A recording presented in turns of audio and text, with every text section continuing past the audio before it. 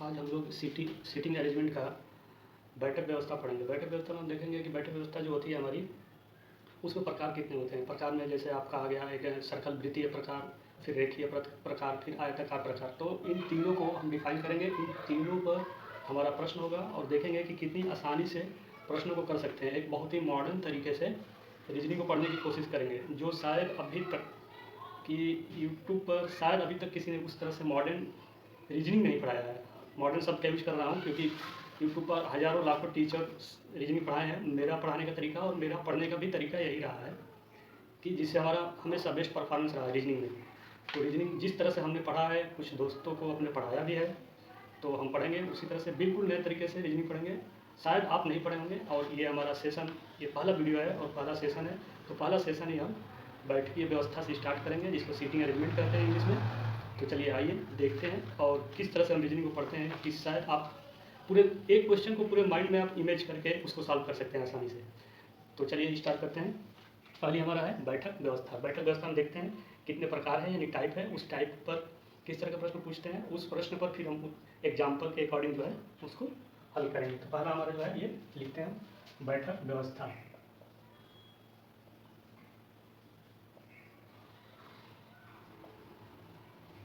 ये हमारा बैठक व्यवस्था है।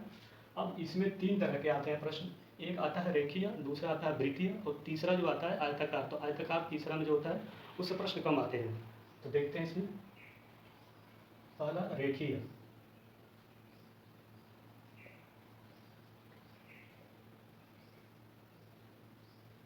रेखीय व्यवस्था।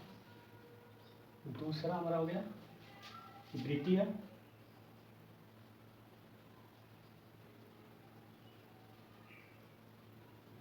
और तीसरा हमारा हो गया आयताकार व्यवस्था।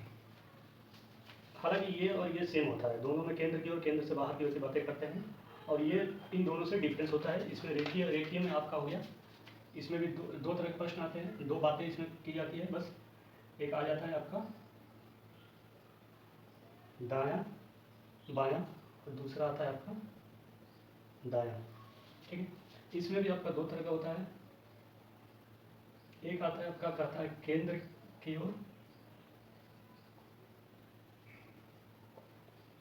मुख, और एक में कहता है केंद्र से बाहर की ओर मुख। सेम इसमें भी वही होता है, केंद्र की ओर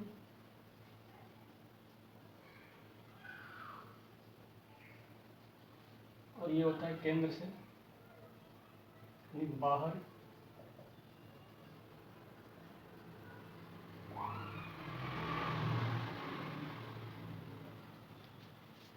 बाहर की। तो देखिए ये बैठक व्यवस्था। बैठक व्यवस्था में हमारा तीन हुआ। रेखीय व्यवस्था, रेखीय व्यवस्था में हमारा दो तरह का आता है, बायां और दायां। फिर आ गया हमारा वृत्तीय व्यवस्था। वृत्तीय व्यवस्था में आपका दो तरह के होता है, एक केंद्र की ओर मुख रहेगा, एक केंद्र से बाहर की ओर मुख रहेगा। तीसरा हमारा आ गया आयताकार। इसमें आपका वही केंद्र वाला जो बात है, वृत्तीय वाली जो बात है वही इसमें बात है, केंद्र की ओर और केंद्र से बाहर की ओर। तो इसमें दायां और बायां में जैसे मान लीजिए कोई 5 व्यक्ति बैठा है ABCD करके, ठीक है, ऐसे है। मान लीजिए 3 ही व्यक्ति बैठा है ABC। तो इसका ये बायां हो गया और इसका ये दायां हो गया। अब यही दायां यही बायां क्यों होगा? क्योंकि जब भी हम प्रश्न को सॉल्व करते हैं तो अपने मुख को उत्तर दिशा में रखते करते हैं। तो उत्तर दिशा में रखते करेंगे तो मतलब ये हमारा, अगर जैसे मैं ये खड़ा हो गया, ये खड़ा होने का मतलब कि ये हमारा साइड ये बायां हो गया और ये हमारा साइड जो है दायां हो गया। ठीक है, तो ये हो गया। और ये केंद्र की ओर, केंद्र की ओर का मतलब ये हुआ कि ये व्यक्ति इधर बैठा है, ये इसे ऐसे और ऐसे, ये केंद्र की ओर, यानी इसकी मुख जो है केंद्र की ओर। जैसे मान लीजिए कोई टेबल है, कोई टेबल पर 4 लोग बैठ के चाय पी रहे हैं, तो 4 लोग बैठ के चाय पी रहे हैं, मतलब कि उनका मुख के सेंटर में होगा, टेबल के सेंटर में होगा। अब ये है जैसे केंद्र से बाहर, ठीक है, तो केंद्र से बाहर मतलब ये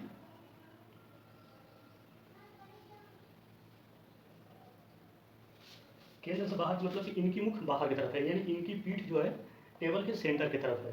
तो ये चारों का बाहर हो गया। तो जस्ट इसका अपोजिट ये होगा, इसका जो दायां पक्ष और दायां साइड और बायां साइड होगा, जो इसका दायां होगा वो इसका बायां होगा। ठीक है, तो अभी हम समझने की कोशिश करेंगे प्रैक्टिकल। बोले हैं कि मॉडर्न तरीके से हम रीजनिंग पढ़ेंगे, तो बिल्कुल मॉडर्न तरीके से पढ़ेंगे, इसमें कोई डाउट नहीं। बट ये पहले समझ लीजिए कि एक्चुअल में होता क्या है। तो ये आपका प्रकार हो गया, इतने ये रेखीय प्रकार और ये प्रकार, इसमें आपका 2 हो गया। और यही चीज़ ये है, बस इसमें क्या है कि आयताकार चीज़ें हो जाएगी। आयताकार इन द सेंस मीन्स ऐसे, ठीक है। इसमें केंद्र की तरफ, इसमें भी, और ये केंद्र के बाहर की तरफ। तो इसमें बस ये सर्कल जो है ये वृत्ताकार करके केवल है, निज है, और ये आपका आयताकार है। बस इसमें यही डिफरेंस है और इसमें कोई खास अंतर नहीं है। हालांकि इस पे प्रश्न कम आते हैं, इस पे ज़्यादा आते हैं। ये 2 सबसे ज़्यादा प्रश्न आते हैं। तो आपको अगर ये दोनों आ रहा है तो ये आपको आसानी से आ जाएगा, क्योंकि दोनों का कॉम्बिनेशन ये है। ठीक, तो आपको इतने समझ में आ गया। अगर आपको नोट पर उतारना है तो उतार लीजिए। अब हम पढ़ेंगे इसका एग्जाम्पल। ठीक है, तो पहले हम रेखीय का एग्जाम्पल देखेंगे, उसके बाद हम जो है वृत्तीय का देखेंगे।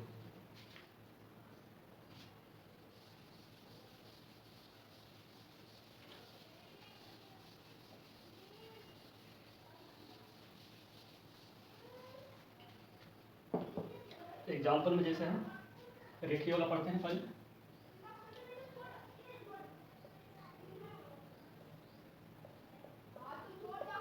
रेखीय व्यवस्था में जैसे मान लीजिए हमारे पास एक प्रश्न है।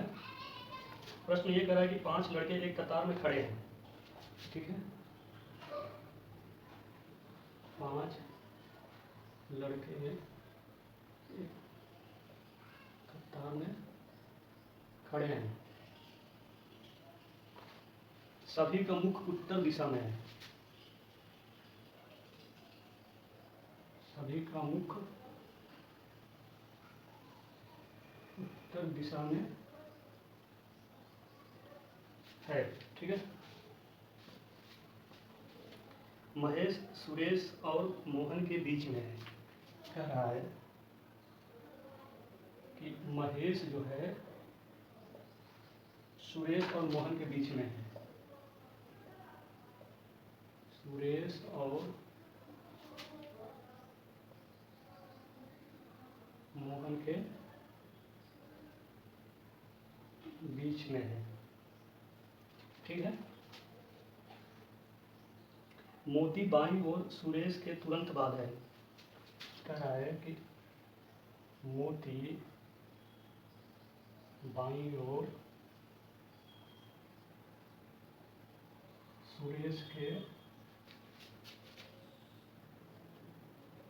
तुरंत बाद है। सुरेश बाईं ओर से दूसरे है। फिर कह रहा है कि सुरेश बाईं ओर से दूसरे है।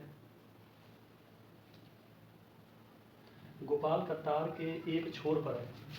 अब कह रहा है कि गोपाल जो है कतार के एक छोर पर है। कतार के दूसरे छोर पर कौन है? प्रश्न पूछता है कि कतार के दूसरे छोर पर कौन है?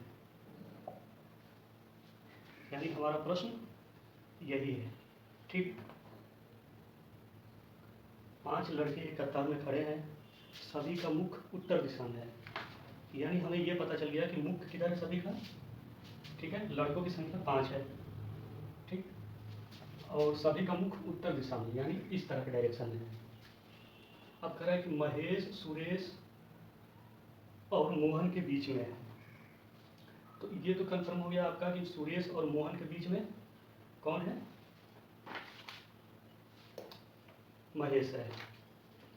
मोती बाईं ओर सुरेश के तुरंत बाद है। ठीक है, तो ये सुरेश और मोहन, ठीक है, तो अब हम मॉडर्न तरीके से जो बात कहते हैं उसको हम देखते हैं कैसे करेंगे। ठीक है, तो ये आपका जो हो गया सुरेश हो गया, ठीक, ये सुरेश हो गया।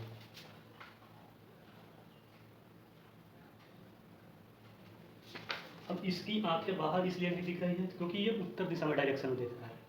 ये किधर देख रहा है? उत्तर डायरेक्शन में। तो इसकी बैक साइड वाली पोर्शन है यानी पीठ है इसकी, तो ये उत्तर की तरफ देख रहा है। ठीक है, ये सुरेश हो गया। और मोहन के बीच में कौन है? महेश है। तो पहले सुरेश और मोहन, तो मोहन कहीं इधर होगा, मोहन इधर है, और इन दोनों के बीच में कौन है? महेश है।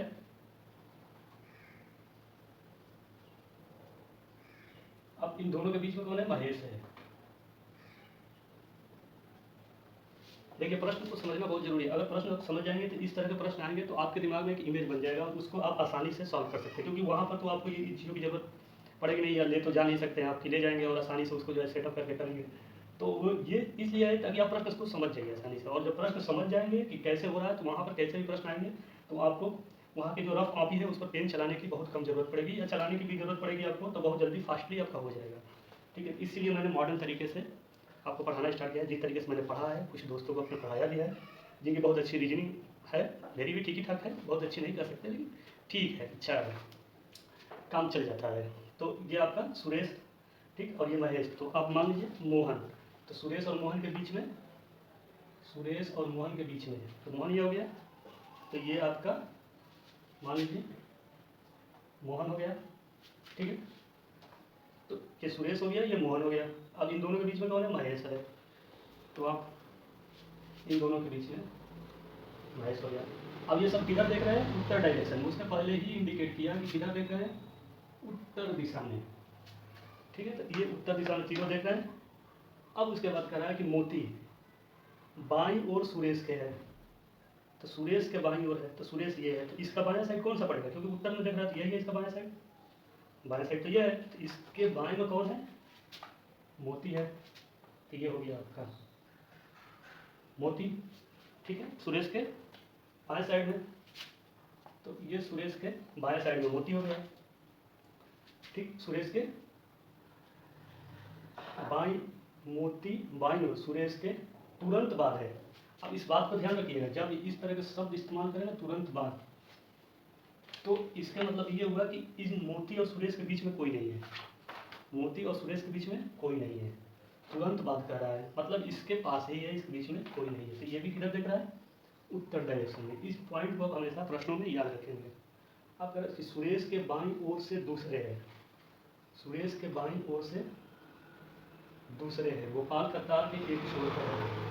अब यहाँ प्रश्न देखिए क्या कह रहा है कि सुरेश जो है बाईं ओर से दूसरे है, सुरेश बाईं ओर से दूसरे है।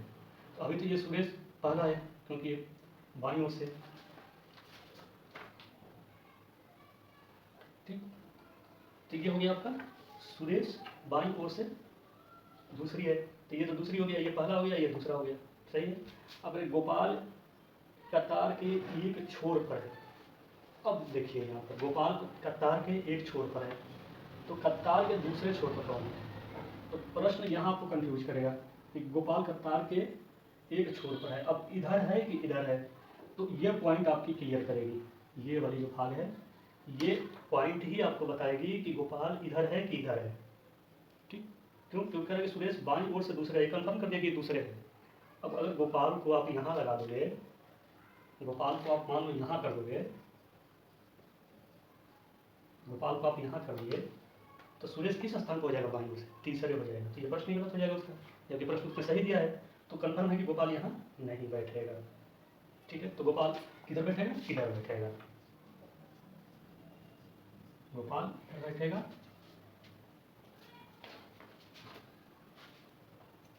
ये आपका गोपाल हो गया। ठीक, ये पॉइंट ही बताएगी गोपाल किधर बैठेगा। अगर इस तरह के प्रश्न आएंगे तो आपको हमेशा ये ध्यान रखना है कि उससे पहले वाली पॉइंट को ध्यान रखेंगे तो कंफर्म हो जाएगा गोपाल की या किसी की भी साइड किधर होगी। ये हो गया। अब पूछ रहा है कतार के दूसरे छोर पर, कतार के दूसरे छोर पर कौन है? तो ये तो गोपाल एक छोर पर हो ही गया। अब कतार के दूसरे छोर पर आपका मोती है। प्रश्न का जवाब आपका मोती है। कतार के दूसरे छोर पर मोती है। तो इस तरह के प्रश्न को पढ़ने के लिए थोड़ी सी आपको टाइम देनी पड़ेगी, टाइम, क्योंकि अगर आप प्रैक्टिकली पढ़ रहे हैं तो आपको टाइम देना पड़ेगा, क्योंकि मुझे भी समझाना पड़ेगा।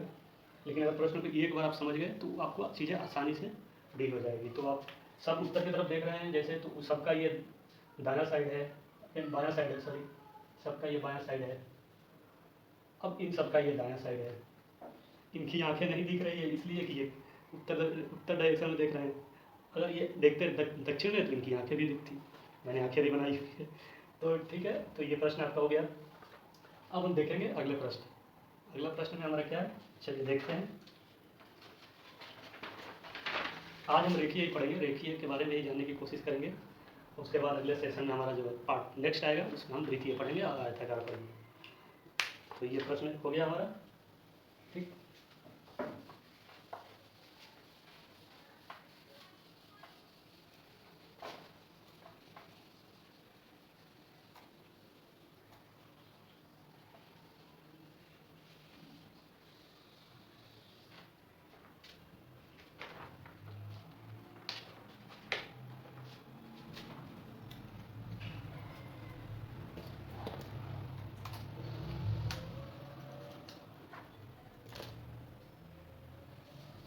प्रश्न नंबर अगला रेखीय का ही है।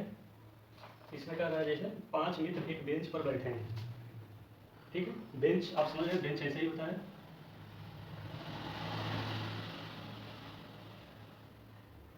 ठीक। तो आप ध्यान रखिएगा, 5 मित्र एक बेंच पर बैठे हैं। ए बाईं ओर है बी के, ए बाईं ओर है बी के, ठीक है। प्रश्न छोटा है लेकिन आपको कंफ्यूज कर सकता है। लेकिन दाईं ओर है सी के, क्या है, लेकिन दाईं ओर है सी के, ठीक। डी बी के दाईं ओर है, कह रहा है कि डी बी के दाईं ओर है, डी बी के दाईं ओर है,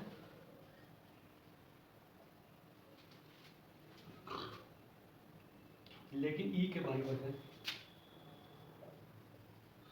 लेकिन ई के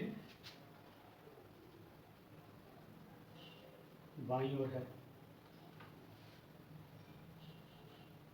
तो बेंच के छोरों पर कौन है, बेंच के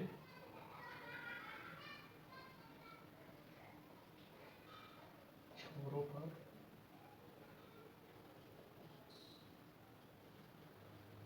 कौन है। देखिए ये प्रश्न का क्या है, ये एसएससी कांस्टेबल 2012 में पूछा है। ये प्रश्न आपका एसएससी 2012 में प्रश्न पूछा गया है, ठीक है। तो जरूर इस प्रश्न में कोई खासियत होगा, अगर एग्जाम में कोई प्रश्न आया है तो उसकी जरूर कहीं ना कोई खासियत होगी जिससे कि एस्पिरेंट कंफ्यूज होकर के गलत करने की संभावनाएं उनकी ज़्यादा बनी रहे, ठीक है। अगर सारे प्रश्न आसानी होंगे तो हर कोई क्वालिफाई कर जाएगा। तो आप देखिए, कह रहा है कि 5 मित्र एक बेंच पर बैठे हैं, ए बाईं ओर है बी के, ठीक है, ए बाईं ओर है बी के, लेकिन दाईं ओर है सी के, ठीक। अब कह रहा है कि डी जो है बी के दाईं ओर है, लेकिन ई के बाईं ओर है। बेंच के छोरों पर कौन है, छोरों मतलब 2 आ जाएंगे इसमें, ठीक है। जैसे आपका ऑप्शन में दिया है,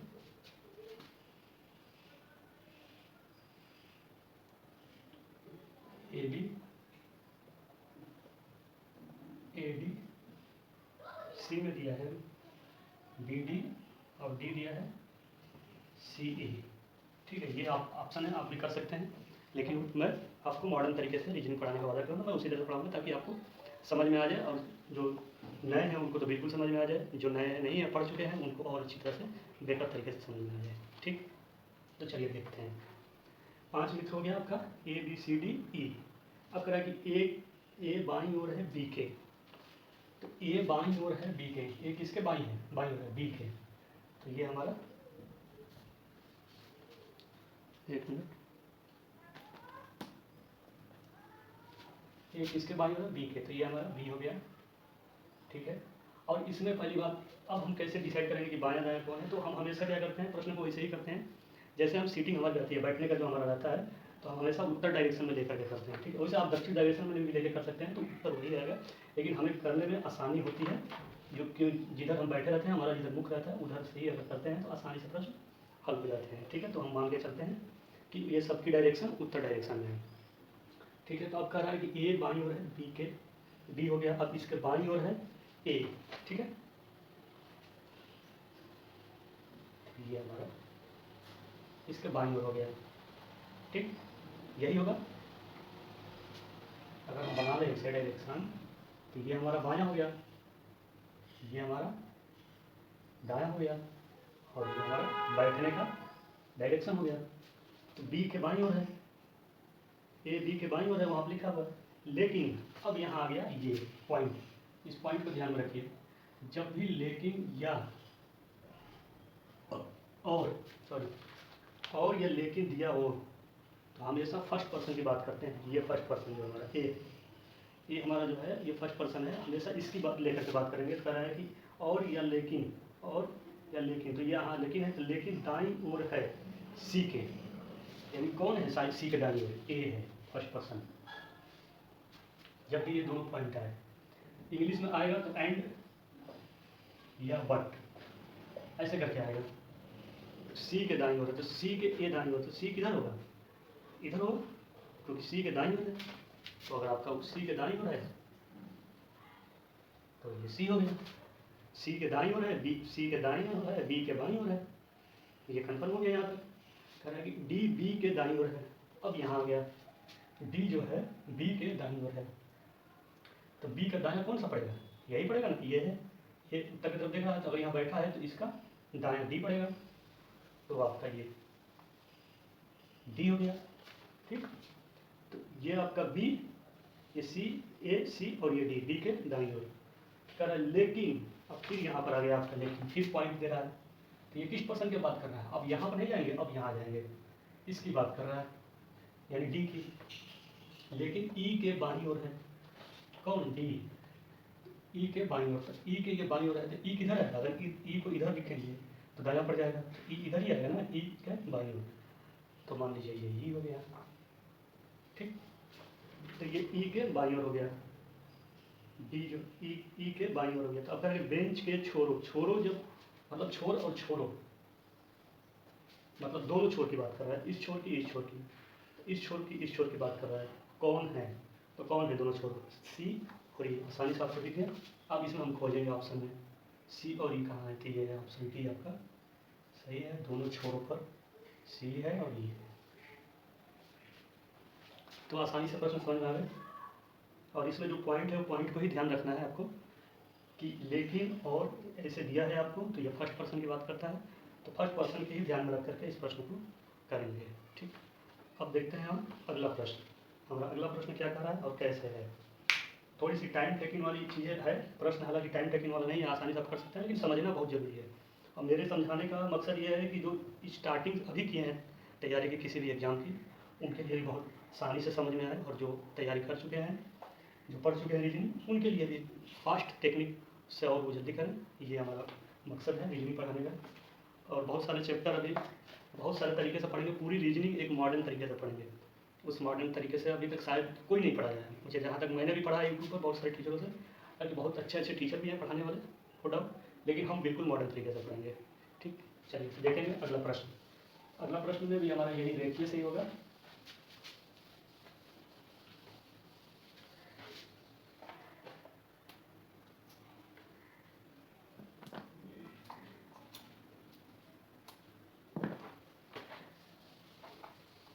हमारा अगला प्रश्न है,